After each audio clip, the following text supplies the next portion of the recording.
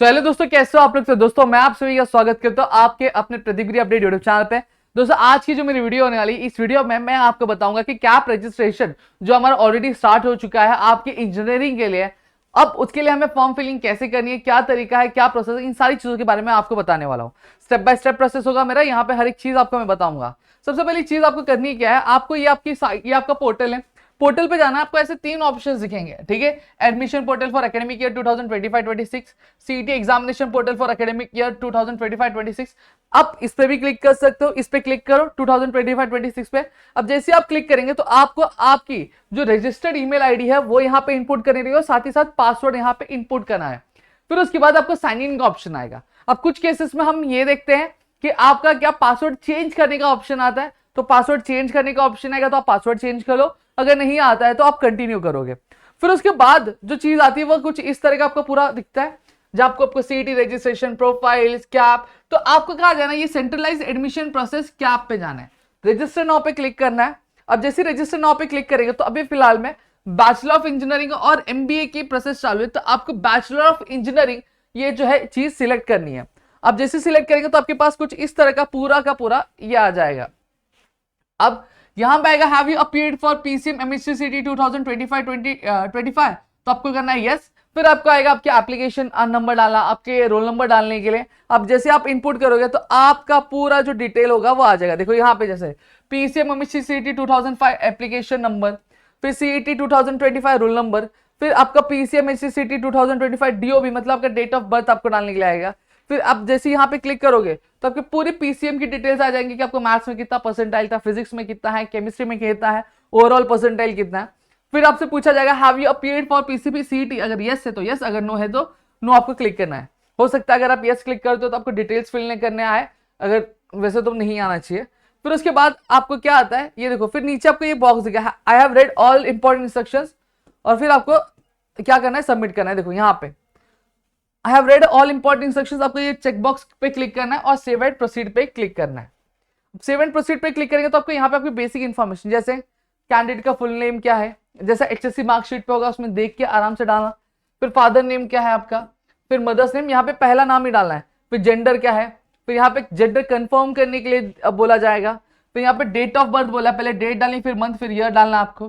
फिर आपका कंफर्म करना है डेट ऑफ बर्थ आपका कौन सा है, रिलीजन कौन सा है, जो भी रिलीजन आपका वो, और फिर आपका रीजन कौन सा, वो अर्बन है कि रूरल, ये आपको सिलेक्ट करनी रहेगी। यहाँ पे एनुअल फैमिली इनकम कितनी है आपकी, जो भी इनकम होगी वो इनकम आपको यहाँ पे इनपुट करनी है, ठीक है। फिर मदर टंग क्या है आपकी वो आपको यहाँ पे इनपुट करना रहेगा।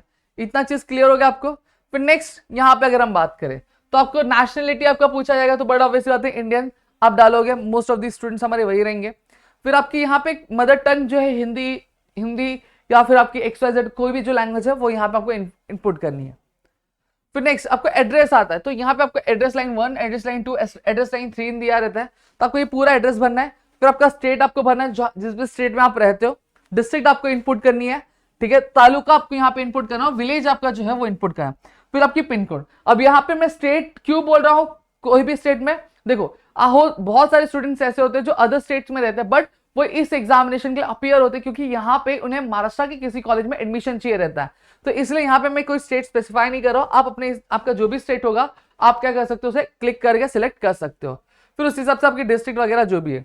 फिर आपका जो मोबाइल नंबर है वो मोबाइल नंबर आपको इनपुट करना है। मैं कहूंगा मोबाइल नंबर आपका एक फिक्स मोबाइल नंबर जो हमेशा आपके साथ रहे, लॉन्ग टर्म आप उसको यूज करने वाले वही रहना। और फिर आपकी एक ईमेल आईडी, एक अच्छी ईमेल आईडी बना लेना, क्योंकि अब ग्रेजुएशन में जा रहे हो तो ईमेल आईडी की बहुत जरूरत पड़ेगी। फिर आपका ये जो कैप्चा कोड है, कैप्चा कोड आपको यहाँ पे एंटर कर देना और फिर सेव एंड प्रोसीड पे क्लिक कर देना। अब जैसे ही सेव एंड प्रोसीड पे आप क्लिक करेंगे तो आपके मोबाइल नंबर पे एक ओटीपी जाएगी, वो ओटीपी आपको यहाँ पे डालनी है और वेरीफाई करना है। अगर ओटीपी नहीं आ रही तो वापस यहाँ पे रिसेंट पे क्लिक करना है, ओटीपी आ जाएगी आपको, फिर वेरीफाई पे क्लिक करना है। अब इसके बाद आपकी एक एप्लीकेशन आ जाएगी, इस एप्लीकेशन की फोटो खींच लो या फिर नोट करके रख लेना। फिर proceed to complete application form. फिर आपको यहाँ पे आता है कि स्क्रूटिनिटी मेथड चूज करना, फिजिकल स्क्रूटिनिटी और स्क्रूटिनिटी। अब स्क्रूटिनिटी मतलब क्या होता है वो मैं आपको बता दूं। स्क्रूटिनिटी मतलब दोस्तों क्या होता है कि देखो आप डॉक्यूमेंट्स अपलोड करोगे तो डॉक्यूमेंट्स को वेरीफाई करना कि डॉक्यूमेंट सही है कि गलत है, इसी चीज को हम लोग स्क्रूटिनिटी क्या कहते हैं। फिजिकल स्क्रूटिनिटी मतलब क्या होता है, आप ऑफलाइन जाते हैं सेंटर पे, वहां पे आपके डॉक्यूमेंट्स फिजिकली आप चेक करवाते हैं। ई स्क्रूटिनिटी मतलब क्या होता है कि आपको कहीं जाना नहीं रहता है, आप ऑनलाइन ही सारी चीजें क्या आपकी चेक करवाते हो। फिर आपका जो भी स्लॉट डिस्ट्रिक्ट, आप जिस भी डिस्ट्रिक्ट में रहते हो उस डिस्ट्रिक्ट को आप सिलेक्ट करो, वहां पे जो भी स्क्रूटिनी सेंटर्स आपके ऑप्शन दे रहेंगे उनमें से जो आपको नजदीक पड़ेगा वो आप सिलेक्ट कर सकते हो, ये फिजिकल के लिए। हाँ, फिर आपका जो डेट, मतलब कौन से डेट को आप जाना चाहते हो, और फिर व्यू स्लॉट्स कौन से खाली है वो आपको दिख जाएंगे और आपका स्लॉट क्या है बुक हो जाएगा। फिर नेक्स्ट यहाँ पे अब आपको पूछा जाता है कि एलिजिबिलिटी रिक्वायरमेंट आपकी, आप कौन से टाइप में फॉलो करते हैं, type A, type B, type C, type D, type E, यहाँ पे। ठीक है, अगर आप एक ऐसे स्टूडेंट है जिसने एसएससी और एचएससी या फिर डिप्लोमा महाराष्ट्र से पास आउट किया और आपका डोमिसाइल भी महाराष्ट्र का होता है, आप टाइप ए में आते हैं। फिर अगर आप एक ऐसे स्टूडेंट हो जो टाइप ए में नहीं आता लेकिन उसकी जो मम्मी या फिर पापा जो है वो आपके महाराष्ट्र के डोमिसाइल है, वो टाइप बी में आएंगे। वहीं अगर आप एक ऐसे बच्चे हो जो टाइप ए के भी नहीं है, टाइप बी के भी नहीं है, लेकिन टाइप सी के हो सकते हो, जिनके जो पेरेंट्स होते हैं, मदर या फिर फादर, जो एम्प्लॉय है गवर्नमेंट ऑफ इंडिया के, और वो क्या है, वो आपका ये अंडरटेकिंग लेने से पहले आपके महाराष्ट्र स्टेट में क्या है आपके पोस्टेड हैं, तो आप टाइप सी में आते हैं।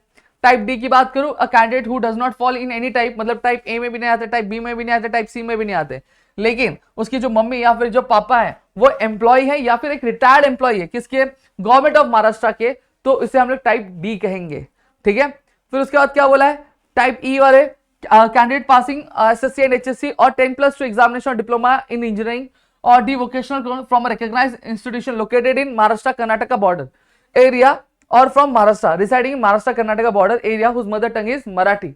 अब यहाँ पे क्या बोला, अगर आप एक ऐसे बंदे हो जिसने जो 10 या फिर 10+2 की जो एजुकेशन है वो कहाँ पे की है, वो महाराष्ट्र कर्नाटक बॉर्डर पे की है और उसकी मदर टंग अगर मराठी है तो टाइप ई में आता, और अगर आप में से किसी तो आप अदर देन महाराष्ट्र स्टेट में आ जाते हो। फिर आता है type of document you required for uploading, type है, तो यहाँ पे आपको आता है डोमिसाइल आ जाता है, स्कूल की लिविंग सर्टिफिकेट आ जाती है, फिर बर्थ सर्टिफिकेट आती है, जो भी आपके पास रहेगा वो आप कर सकते हो। Select district from which state which candidate has pass SSC, तो जैसे ये जिस स्टूडेंट का मैंने लिया है वो पालघर से, तो मैंने यहाँ पे पालघर सिलेक्ट किया। फिर यहाँ पे क्या बोला है, पास डिप्लोमा इन एचएससी या फिर डिप्लोमा, अगेन ये पालघर मेरा, तो पालघर मैंने सिलेक्ट किया। फिर select taluka from which candidate has pass HSC diploma in engineering, तो यहाँ पे क्या बोला, अगेन ये क्या है आपका तालुका पूछा है, तो अगेन पालघर था तो मैं पालघर। फिर उस हिसाब से आपकी होम यूनिवर्सिटी आती है, जैसे हमारी मुंबई यूनिवर्सिटी आई थी क्योंकि हमारी होम यूनिवर्सिटी मुंबई है, आपके एरिया के हिसाब से आपके तालुका के हिसाब से जो भी यूनिवर्सिटी होगी आपकी होम यूनिवर्सिटी वो आपको मिल जाएगी। Do you belong, select category which you belong, जहां पे आपको आता है ओपन, फिर उसके बाद ओबीसी, एनटीडी, जो भी है आपका वो आप यहाँ पे आपको सिलेक्ट करोगे। सिलेक्ट करने के बाद अब आपको क्या आएगा, आपकी एनुअल फैमिली इनकम जो आपने ऑलरेडी ऊपर सिलेक्ट की थी। फिर आता है do you want to apply for EWS, अगर ईडब्ल्यूएस के लिए अप्लाई करना तो यस करो, अगर नहीं करना तो नो करो। फिर कास्ट नेम आता है, जो भी आपका कास्ट नेम होगा, जैसे यहाँ पे गुज्जर दिया हुआ है तो जो भी आपका कास्ट नेम रहेगा वो आप कास्ट नेम यहाँ पे आपको इनपुट करना, सेव एंड प्रोसीड पे क्लिक करना है। क्लिक करने के बाद पर्सन विद डिसेबिलिटी अगर है तो यस करिए, अगर नहीं है तो नॉट एप्लीकेबल, अगर है तो आपको इसका भी प्रूफ जो है, डॉक्यूमेंट जो है वो आपको देना पड़ेगा। फिर क्या आता है, is a parent defence personnel, अगर है तो यस, अगर नहीं है तो नॉट एप्लीकेबल। फैमिली इनकम यहाँ पे दी हुई है।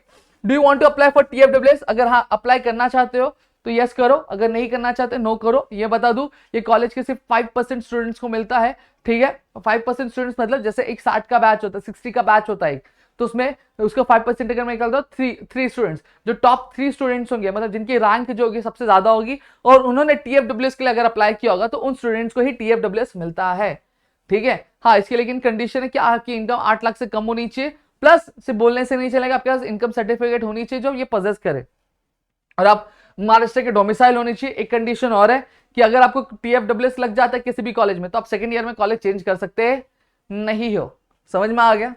फिर आर यू ऑर्फन, अगर यस है तो यस, अगर नो है तो नो, ठीक है। Do you belong to any minority candidate type, अब यहाँ पे आता है अगर यस करते हो तो यहाँ पे 2 आता है, एक लिंग्विस्टिक आ जाता है और एक रिलीजियस आ जाता है, तो जो भी आप करेगा वो, अगर लिंग्विस्टिक सिलेक्ट करते हो तो वहां पे आपको आता है कि लिंग्विस्टिक में कौन सा, तो अलग अलग लैंग्वेज आती है, तो लैंग्वेज आपको क्या करना है यहाँ पे सिलेक्ट करके रख लेना है, ठीक है। इतना क्लियर हो गया, चलो अब आगे सेव एंड प्रोसीड पे क्लिक करो।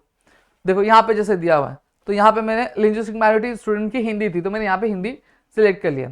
फिर उसके बाद आपको सेव एंड प्रोसीड करना है। फिर आता है एसएससी बोर्ड, आपकी जो भी बोर्ड होगी वो बोर्ड आपको यहाँ पे एंटर करना है। फिर आपका पासिंग ईयर क्या था, जैसे स्टूडेंट का 2023 था तो मैंने यहाँ पे कर दिया, और सीट नंबर जो था वो आपको यहाँ पे डालना है। फिर आपको मार्क्स पूछा गया मैथमेटिक्स, साइंस और इंग्लिश, तो आपको मार्क्स यहाँ पे डालना है, कितने में से मिला, और बड़ा वैसी बात है 100 में से होगा। फिर यहाँ पे परसेंटेज आपको कैलकुलेट नहीं करना, अपने आप आ जाता है। फिर यहाँ पे आपके एसएससी एग्रीगेट मतलब टोटल जो आपके मार्क्स थे वो यहाँ पे आपको इनपुट करने, ठीक है, जितने मिले थे, कितने में से मिले थे वो, तो आपका जो परसेंटेज होगा आपकी मार्कशीट में वो यहाँ पे इनपुट हो जाता है कैलकुलेट होके। ठीक है, फिर सेम चीज क्वालिफाइंग एग्जामिनेशन, एचएससी, डिप्लोमा या फिर डिवोकेशनल जो भी होगा वो, जैसे यहाँ पे एचएससी था तो मैंने एचएससी क्लिक करके तो एचएससी की सारी इंफॉर्मेशन इंपोर्ट करने के लिए आ गई थी। देख पूछा गया एचएससी कहाँ से पढ़ा भाई, ठीक है, इंडिया से पढ़ा कि अब्रॉड से, इंडिया से तो इंडिया ही लिखा। फिर इससे एचएससी बोर्ड कौन सी थी, हमारी महाराष्ट्र थी तो हमने महाराष्ट्र सिलेक्ट किया, आपकी जो भी होगी वो आप करोगे। पासिंग ईयर क्या था, इनका यही साल था तो हमने यही साल सिलेक्ट किया। फिर सीट नंबर क्या था, सीट नंबर हमने इंपोर्ट किया, सीट नंबर, और फिर साथ ही साथ जो नाम जैसा मार्कशीट में था वो, और फिर एचएससी पासिंग स्टेटस, तो पास थे तो भैया पास पे क्लिक किया। और फिर यहाँ पे एक ऑप्शन आता है गेट योर डाटा, ठीक है, जैसे मैंने क्लिक किया तो ये सारी चीजें ना कॉलम में अचानक जादू से मतलब ऑटोमेटिक सब कुछ अपने आप फिल हो जाता था, आपको फिल करने की जरूरत नहीं है। फिर आपके सेव एंड प्रोसीड करना है, फिर आपको यहाँ पे आता है क्या, डॉक्यूमेंट अपलोड करने के लिए, तो सिलेक्ट पे जाना है, वहां पे आपको एक अपलोड का ऑप्शन आएगा, अपलोड के ऑप्शन पे जाना है, तो आपकी जो भी फोटो रहेगी वो फोटो आपको यहाँ पे करना है। क्रॉप का ऑप्शन आता है, क्रॉप करना चाहते हो क्रॉप कर सकते हो। फिर वहां पे बाजू में ना अपलोड का एक आइकन रहेगा, तो अपलोड पे क्लिक करना, फिर जाके फोटो अपलोड होती है, ऐसे ही नहीं अपलोड हो जाती, समझा। सेम चीज इधर सिलेक्ट करोगे, फिर सिग्नेचर दिखेगा तो सिग्नेचर पे क्लिक करना है, फिर आपको सिग्नेचर का ऑप्शन आएगा, सिग्नेचर अपलोड कर दें। फिर इसके बाद जो नेक्स्ट प्रोसेस होता है आपके से, आपकी जो भी रिक्वायर्ड डॉक्यूमेंट्स होंगे वो डॉक्यूमेंट्स पूछे जाएंगे, पीडीएफ फॉर्म में, जेपीजी फॉर्म में, जो भी रहेगा वो यहाँ चलता है, ठीक है, आपको वो इनपुट करनी रहेगी। ये चीज कहूंगा, डॉक्यूमेंट जब अपलोड करो तो मेक श्योर कि वो साफ सुथरी हो, ठीक है, क्लियरली सारी चीजें इंफॉर्मेशन दिख रही हो, समझ में आ गया। और आगे सेव एंड प्रोसीड करोगे तो नेक्स्ट आपका क्या आएगा, नेक्स्ट आपका जो आने वाला है वो आपका पेमेंट करने, तो आप पेमेंट मेथड चूज करके जो भी आपका यूपीआई करना चाहते हो, क्यूआर से करना चाहते हो, कार्ड से करना चाहते हो, जो भी है वो आप सिलेक्ट करके पेमेंट करके फिर आपकी पूरी जो एप्लीकेशन फॉर्म है वो फिल हो जाती है और यहीं पे प्रोसेस हमारा खत्म होता है। ठीक है, तो ये चीज याद से कर लेना। होप सो चीजें क्लियर हो गई। Still if you have any doubt please do let me know in the comment section. ऐसी और वीडियोस के लिए फटाफट से चैनल सब्सक्राइब जरूर कर लेना दोस्तों। जय हिंद दोस्तों।